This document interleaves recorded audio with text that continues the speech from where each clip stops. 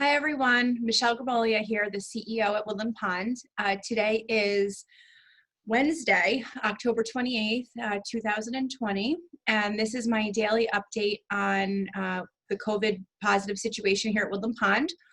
Again, I will be continuing to do these each day this week through Friday, and then we will extend that as needed if possible, if we need to. These videos are available on our YouTube channel. I mentioned that yesterday. And I also send out a link to the video in my daily update email. For those of you that missed the video or the airing yesterday, you should be aware that I am very much seeking as many possible email addresses for you and your family members and loved ones so that we can continue to update everyone comprehensively every day. We are also keeping information current on our website and as well our Facebook page. Again, today, we do not have sufficient changes to prompt a memo. So I'll provide you some updated information on the COVID cases and what kind of some of the things that are in the works. So we are now 4 days out from Sunday, which is when we received the news that 12 of our residents in the health center tested positive for COVID. Those tests, again, were taken on this 22nd of October, following a couple of staff member positive cases in the health center. All of the tests from the 22nd came back on the 25th, which was Sunday. 12 of those came back positive. The remainder from the health center came back negative. All 12 of those residents that tested positive were asymptomatic and continue to be asymptomatic as we speak. None of the 12 has any symptoms. And again, they were tested on the 22nd, the first time around. So that was, that'll be a week tomorrow. We have since retested all of the negatives. So everyone that tested negative on Sunday, on the 22nd, was retested on Sunday. And as of right now, we have received confirmation that all of those in the health center that had previously tested negative have tested negative again. We are waiting for one pending result from assisted living, but all of those that tested negative last week remain negative, knock on wood. We are awaiting the retest results of the positive 12, as well as we have done some testing in independent living for folks that potentially had exposure, and we will be expanding that. I'll discuss that in a moment. So we expect to have the retest results on the 12 that tested positive, hopefully today, if not today, then tomorrow. But we were all thrilled to know that the 12 remain asymptomatic, no symptoms. We do not have any new symptomatic staff members, nor any residents throughout the community that we are aware of at this time.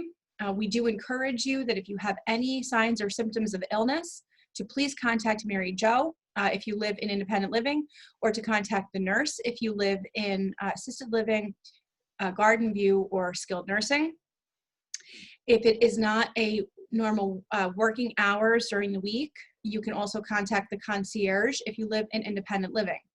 So I think that at this point, most people are familiar with the symptoms of COVID, although they change, they're different in every case.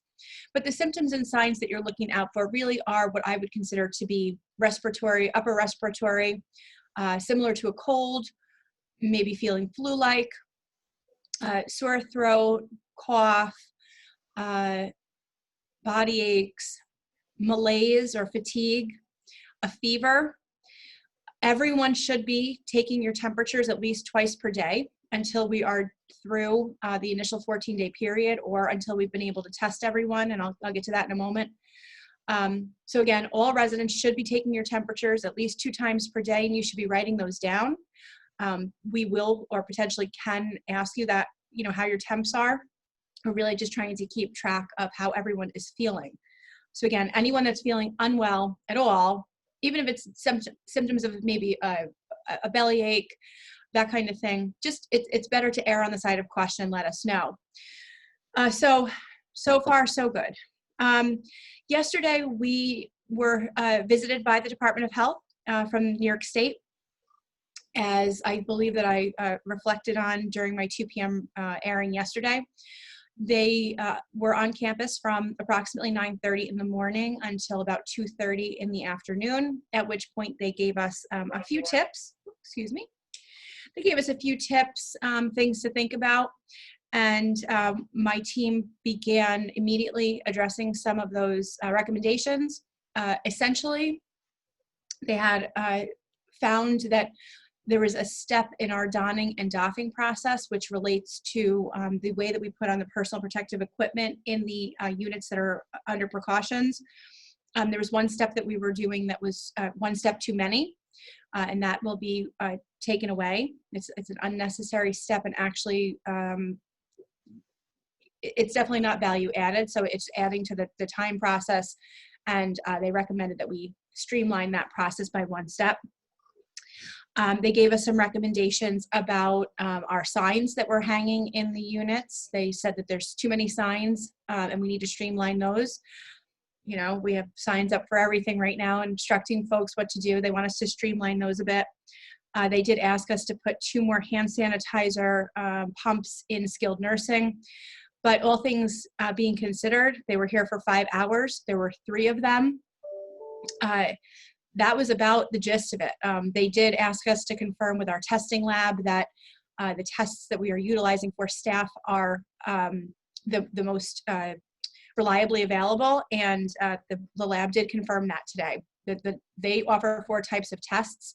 The test that we are using for the staff is the most reliable. The state did not ask us to confirm that for the residents. They felt very comfortable that the resident tests, which come from a different lab, are the ones that they're seeing in practice. So we've confirmed all that. So my staff will be retrained on the new donning and doffing process. And we continue to tweak how the units are being staffed and how the workflow is going. But again, we're now 4 days into this. The process is going well. We have sufficient personal protective equipment. We have no new symptomatic staff members or residents, and all of our residents in the health center that tested negative initially retested negative. So 1 day at a time, but this morning's news was good. In terms of independent living testing, we still do not have forward progress. It's exceedingly frustrating for me. I have gone back to First Care and asked them for Plan C. Because we are just desperately trying to get independent living residents tested.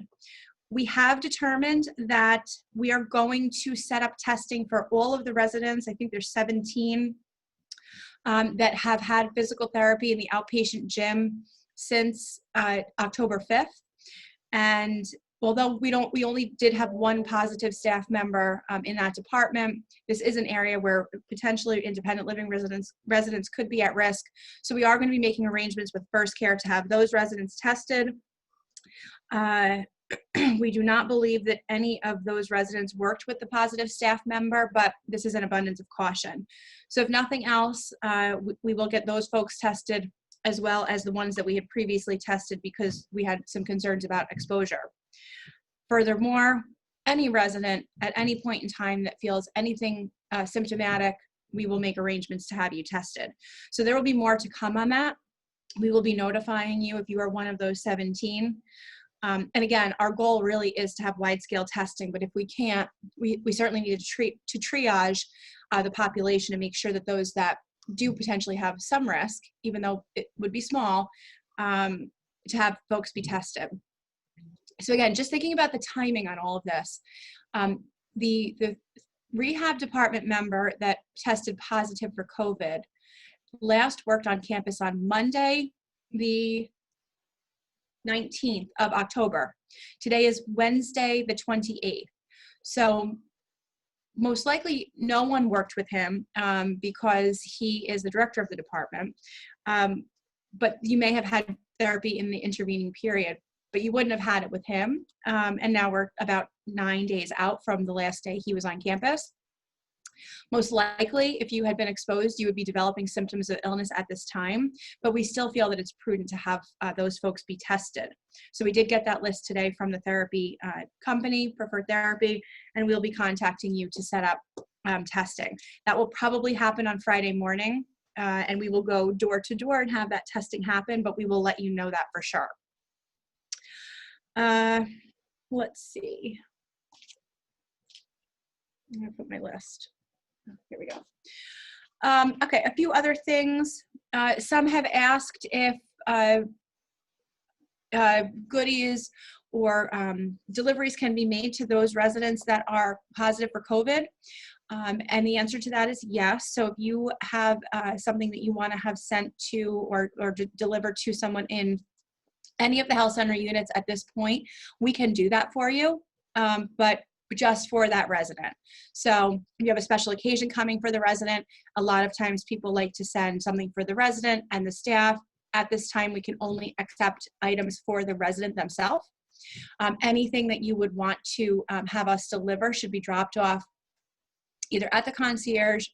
Actually, let me strike that. If you're coming from outside the community, you should drop your item off at reception or concierge. If you live in Woodland Pond, please call concierge and we will come pick that up for you from your apartment. Excuse me, I have a very itchy nose all of a sudden. I have to ask all of you to please, in independent living, as soon as possible, if you have a metal rolling cart, we need it back.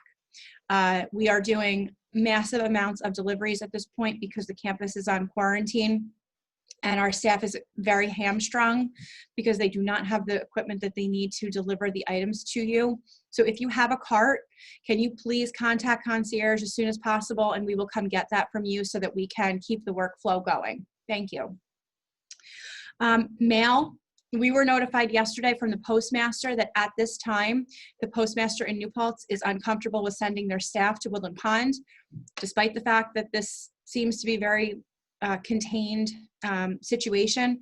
So our staff will actually be driving to the post office daily to deliver outgoing mail and also to pick up unsorted incoming mail.